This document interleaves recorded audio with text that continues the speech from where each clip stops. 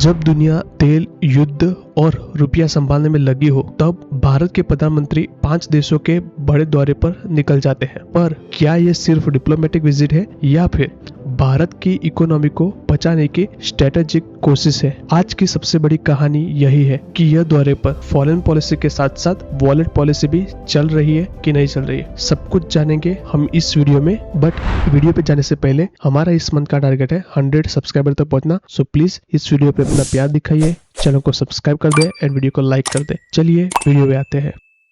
Reports के मुताबिक यह दौरा 15 से लेकर 20 मई तक चलेगा और इसके अंदर यूएई, नीदरलैंड, स्वीडन, नॉर्वे और इटली, ये 5 देशों का समावेश होता है। इस दौरे का सिर्फ फोकस मुलाकातों पर नहीं है, बल्कि एनर्जी, कॉर्पोरेशन, ट्रेड, इन्वेस्टमेंट और स्ट्रेटेजिक टाइज पर भी है। सरकार की तरफ से ऑफिशियल अपडेट भी यही दिखाती है कि यूएई की विजिट में supply chains and economic partnership और रीजन इश्यू को लेकर बातचीत हो सकती है, क्योंकि आप असली प्रेशर समझिए। मिडिल ईस्ट क्राइसिस की वजह से ग्लोबल ऑयल प्राइसेस ऊपर चले गए हैं और इंडिया की फॉरेन करेंसी रिजर्व पर दबाव ज्यादा पड़ रहा है। भारत एक ऑयल इंपोर्टिंग देश है, इसीलिए क्रूड महंगा हुआ तो उसका सीधा असर पेट्रोल, डीजल से लेकर इन्फ्लेशन तक और करंट अकाउंट डिफिसिट तक भी पहुंच सकता है। इसी बैकड्रॉप में पीएम मोदी ने fuel conservation, work from home, come foreign travel करे एंड कम गोल्ड खरीदे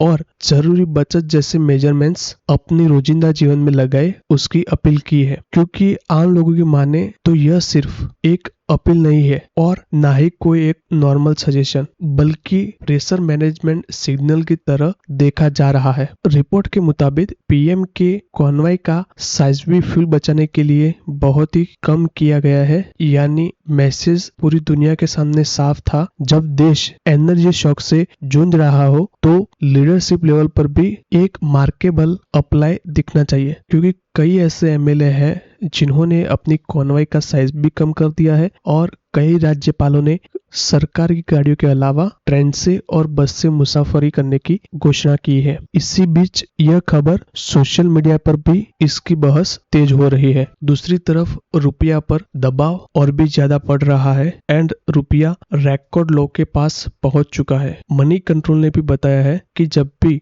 ऑयल प्राइसेस और ग्लोबल रिस्क सेंटीमेंट ने करेंसी को बहुत ही ज्यादा कमजोर कर दिया है। जब डॉलर महंगा होता है तो इंपोर्ट बिल बढ़ती है और इसका सीधा असर आम आदमी की जेब पर पड़ता है। यही वजह है कि यह सिर्फ फॉरेन पॉलिसी का मुद्दा नहीं है, यह हर घर घर की इकोनॉमी का मुद्दा बन गया है। जब से ईरान और यूएस की वॉर चल रही है, तब से इंडिया में एंड ओवरऑल भी धीरे धीरे बढ़ती हुई दिख रही है। यह भी देखा गया है कि ट्रैवल इंडस्ट्री, फ्यूल प्राइसेस और कंज्यूमर बिहेवियर पर इसका भी सीधा असर पड़ना शुरू हो चुका है। होप करते हैं कि ज्यादा रिसेशन ना फैले इंडिया में, क्योंकि ओवरऑल पिक्चर देखे तो कई जगहों पे, कई देशों में पेट्रोल एंड डीजल की प्राइस 100 से 200% बढ़ चुकी है, जिसकी कंपैरिजन में इंडिया में अभी तक 3 to 5% ही बढ़ी है। सो अभी तक तो हमारी सरकार ने बहुत ही अच्छा काम किया है। खैर, आने वाले समय में भी आशा रखते हैं कि ऐसा ही काम होता रहे।